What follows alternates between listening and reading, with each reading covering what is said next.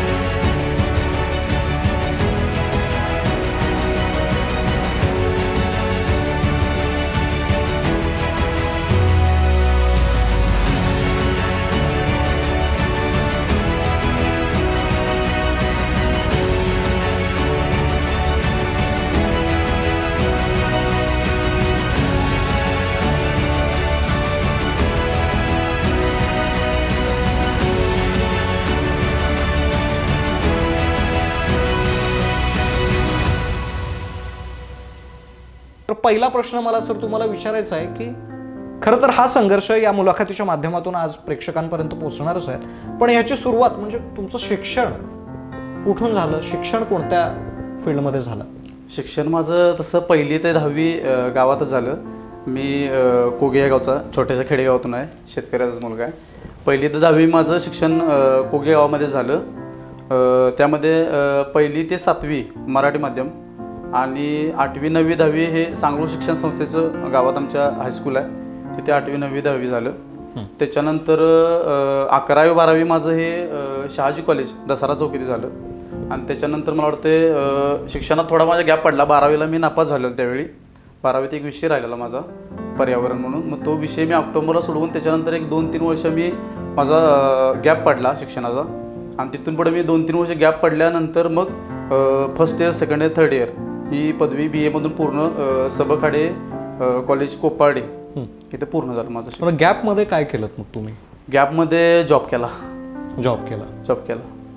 कुठे कुठे जॉब केला तुम्ही?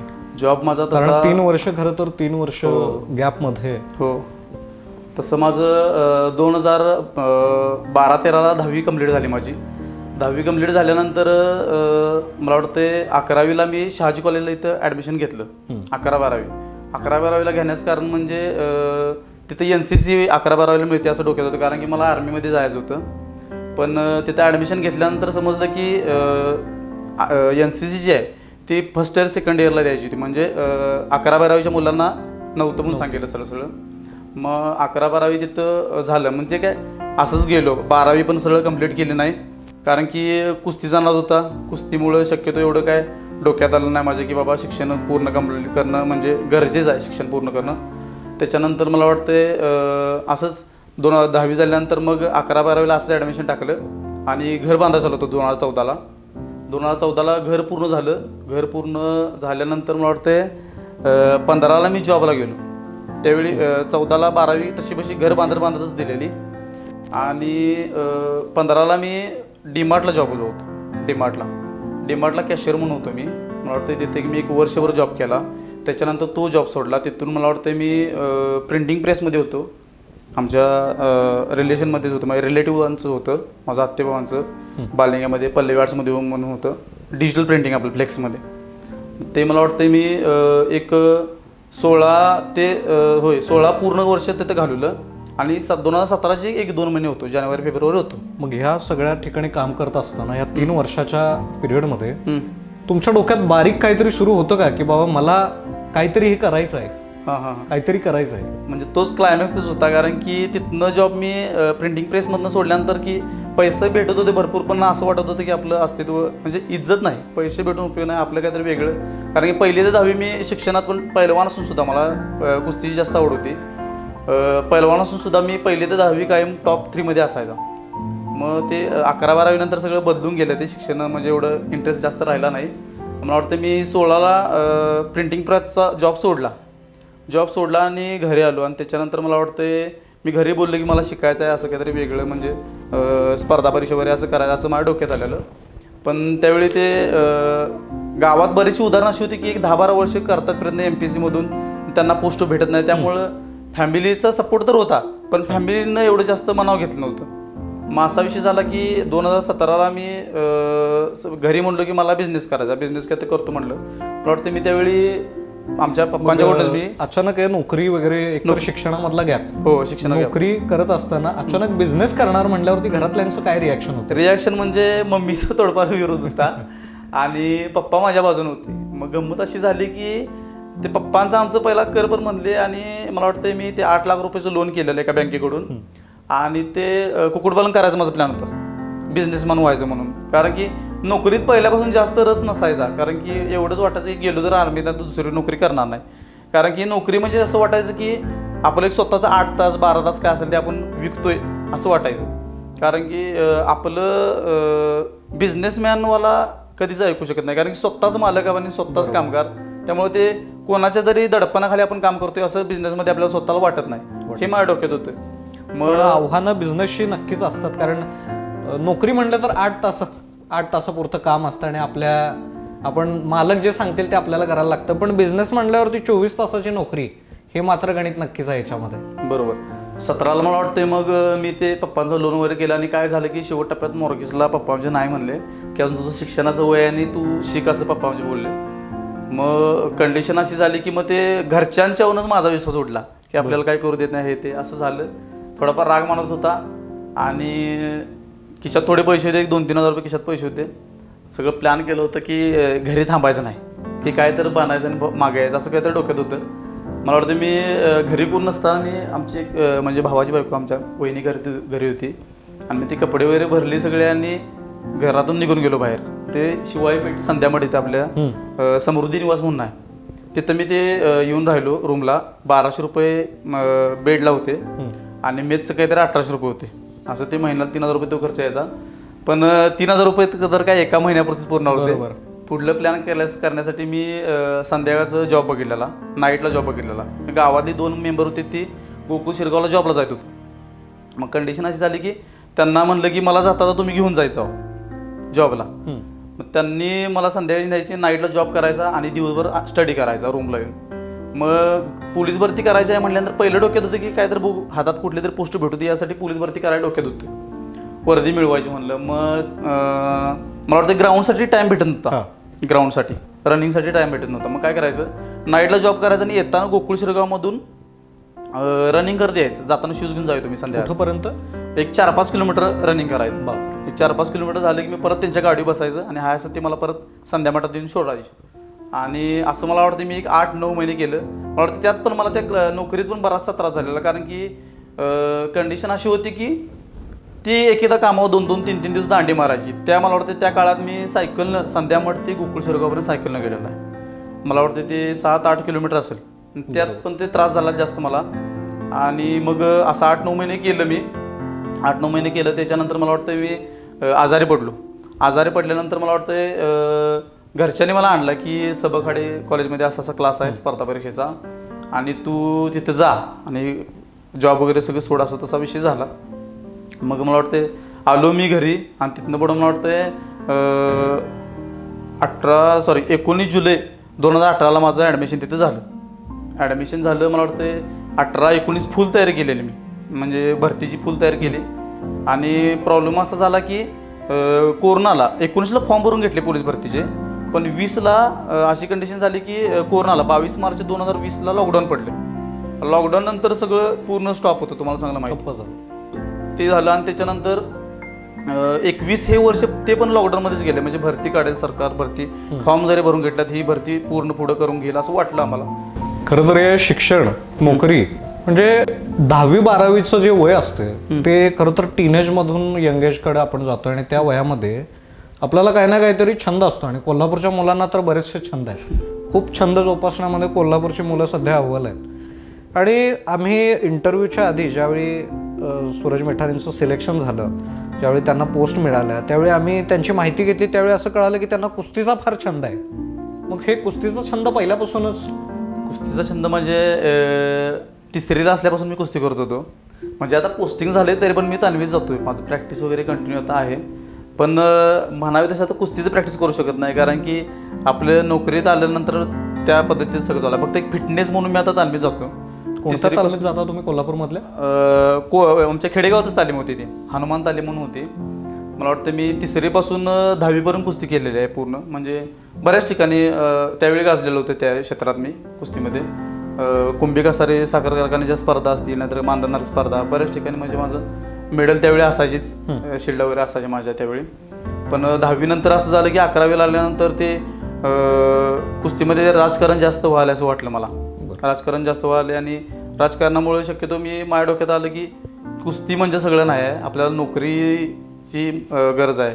नोकरी सगळ्यात महत्त्वाचं आहे ते वाटल्यानंतर त्यानंतर मी ती कुस्ती सोडूनच दिली. तर मग स्पर्धा परीक्षांचा विचार, स्पर्धा परीक्षांची तयारी करण्याचा विचार तुमच्या मनामध्ये कधी आला? याची सुरुवात कशी झाली? सुरुवात म्हणजे ज्यावेळी असंच पहिला अगोदर वाटायचं आर्मी करा, नंतर ते NCCचं फ्लॉप झाल्यानंतर प्लॅनिंग कॉलेजमध्ये, त्याच्यानंतर मी जॉब केल्यानंतर की डीमार्टला असताना थोडाफार कॅशियरला होतो मी, पण ते कमीपणा वाटायचं. त्यानंतर मी प्रिंटिंगला जॉब केला. प्रिंटिंग नंतर असं वाटायलं की आपल्या आयुष्यात म्हणजे पैसा म्हणजे सगळं नाही आहे, की असं वाटायचं की थोडीफार आपल्याला इज्जत असावी, संघर्ष त्या पद्धतीचा असावा, म्हणजे आपलं थोडंफार नाव होईल असा हेतू होता. मग त्यानंतर मला वाटलं की सगळ्यांचं आपल्या आता आमचं म्हणजे आमचं घरानं जर बघायला गेलं तर सरकारी जॉबला शक्यतो कोण नाही आहे. सरकारी खात्यात सगळेच असे थोडेफार बिझनेसमॅन, थोडेफार इकडे तिकडे शेती वगैरे असे मिडल क्लास फॅमिली सगळे जास्त करून आहेत. आणि त्यावेळी वाटायचं की आपलं काहीतरी वेगळं असावं. त्यावेळी असं विचार आला की आपण स्पर्धा परीक्षा करावी आणि बाबा त्यामधून आपल्या फॅमिलीचं पण नाव मोठं होणार आहे. नक्कीच. मग बाकीच्या सगळ्या गोष्टी करत असताना, एकतर शेतकरी कुटुंब असं तुम्ही सांगितलं मला, नंतर तुम्ही जॉबसुद्धा करायचा, जॉबमधून वेळ काढून तुम्ही परत ग्राउंडची तयारी केलीत. मग एकंदरीत हे सगळं करत असताना अभ्यासाला कसा वेळ काढलात? अभ्यासाला वेळ म्हणजे मगाशी तुम्हाला सांगितल्याप्रमाणे ज्यावेळी जॉब करत होतो, नाईटला जॉब व्हायचा आणि दिवसभर टाईम भेटायचा. त्यात सकाळी आलं की आवरावर थोडंफार फ्रेश व्हायचं, परत 2 तास झोपायचं. 2 तास झोपलं की मला वाटते 11 ते 4पर्यंत मी परत कंटिन्यू माझा एक 5 तास अभ्यास कंटिन्यू असायचा. त्या टाईममध्ये मी झोपत नव्हतो. आणि तरी पण थोडीफार माझी ती तयारी कमीच होती, कारण की नुसती सुरुवात होती आणि त्या गोष्टी अशा नव्हत्या की मी एकदम स्टडी माझा हार्ड होईल असं मला एवढं वाटलं नव्हतं. 4पर्यंत मी स्टडी करायचं, तिथनं पुढं परत 2 तास झोपायचं. 2 तास झोपून परत फ्रेश होऊन मी जेवून परत मी कामावर त्यावेळी जायचं. म्हणजे जॉब करत असताना मी असा टाईम काढला, एक दिवसाचे 4-5 तास भेटायचे मला. आणि जॉब सोडल्यानंतर जसं मला फॅमिलीने सांगितलं की राहू दे जॉब वगैरे, तो आहे असं क्लास कंटिन्यू कर. तिथून पुढं मी मला वाटते पूर्ण झोपून दिलं. मला वाटते कंटिन्यू मला वाटते एकसारखं रात्रभर माझा स्टडी असायचा त्याकाळी. मग 1-7-3 परीक्षा देण्याचं कारण काय? खरं तर एक परीक्षा देणं, ती पास होणं खूपच मुश्किलीचं काम आहे. 1-7-3 परीक्षा देण्याचं कारण काय? कारण म्हणजे असं होतं की 2020ला ज्यावेळी लग्न झालं माझं 2020ला लग्न झालं. ते लग्न म्हणजे फॅमिली विरोधातच आम्ही लग्न केलेलं. आणि 12 जुलै 2020ला लग्न झालेलं. लग्न झाल्यानंतर मिसेस माझी अगोदरच पोलीस होती 2018 पासून. वा. आणि मी तसाच होतो, मला अजून जॉब नव्हता, काय नव्हता.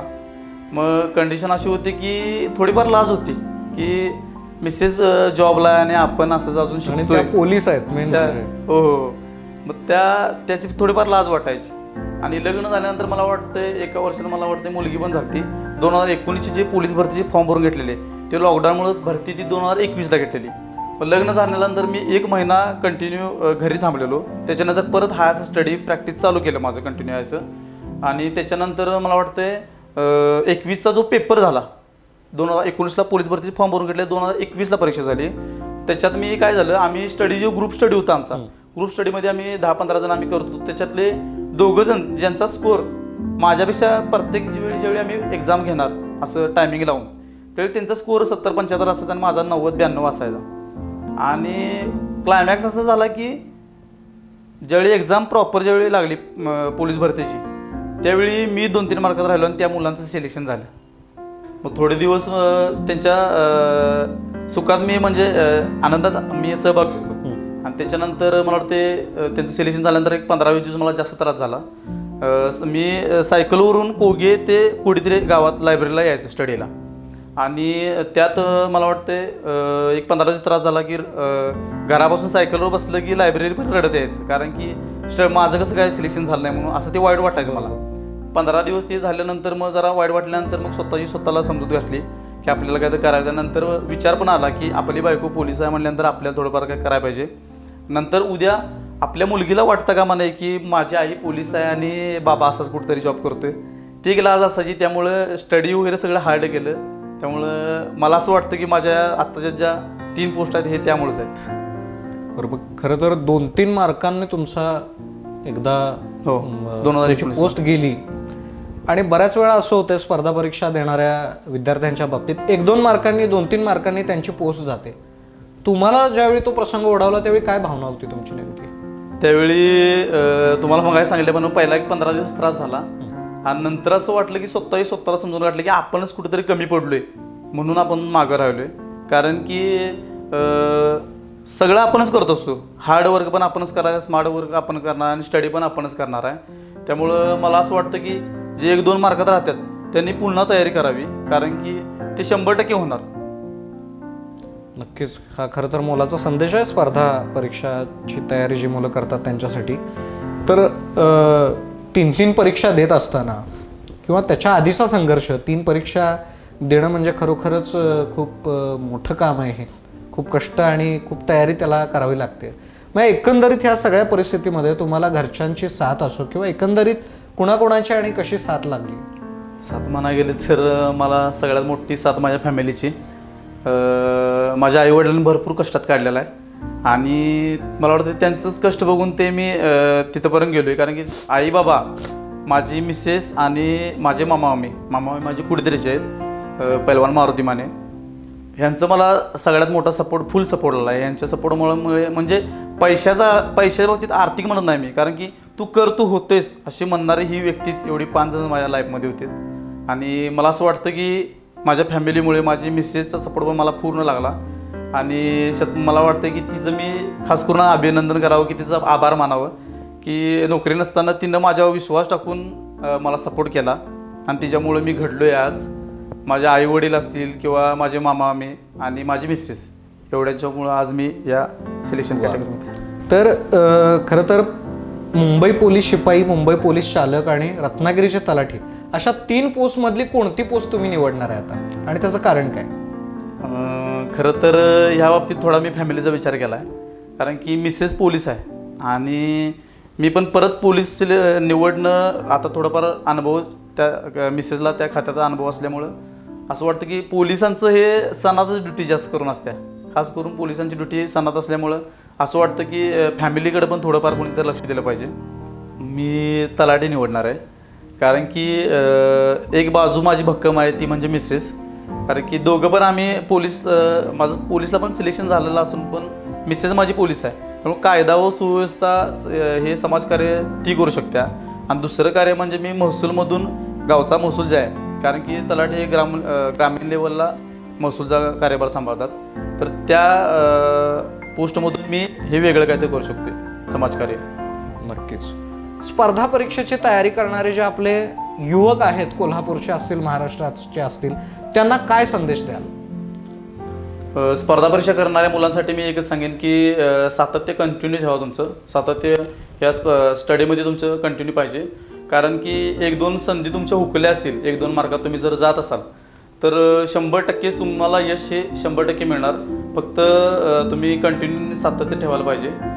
खरं तर संघर्षाला सातत्याची जोड दिली तर कुठलीही गोष्ट अशक्य नाही हे आज सूरज मिठारे यांच्या उदाहरणावरून नक्कीच कळेल आपल्याला. तर हे होते कोल्हापूरच्या कोगे गावचे सूरज मिठारे, ज्यांनी 1-7 1 नाही 2 नाही तब्बल 3 स्पर्धा परीक्षा एका वेळी पास केलेल्या आहेत. आणि या 3 ज्या पोस्ट आहेत, मुंबई पोलीस शिपाई, मुंबई पोलीस चालक आणि रत्नागिरी तलाठी, यातली सध्या ते रत्नागिरी तलाठी ही पोस्ट निवडून लवकरच ते त्यांच्या पोस्टवरती रुजू होतील. खरं तर हा खूप मोठा क्षण आहे की तुम्ही 1-7-3 परीक्षा दिल्या पण तुमचं एकंदरीत स्वप्न पूर्ण झालं आहे असं म्हणायला काही हरकत नाही. तुमच्या पुढच्या सर्व वाटचालीस तारा न्यूजच्या संपूर्ण टीमकडून मी तुम्हाला खूप खूप शुभेच्छा देतो. आणि आज आमच्या तारा न्यूजच्या स्टुडिओमध्ये येऊन इतकी छान माहिती दिल्याबद्दल, खास करून स्पर्धा परीक्षा करणारा असंख्य वर्ग आहे आपला, आज त्या वर्गाला मार्गदर्शन केल्याबद्दल खूप खूप तुमचे आभार मानतो. धन्यवाद.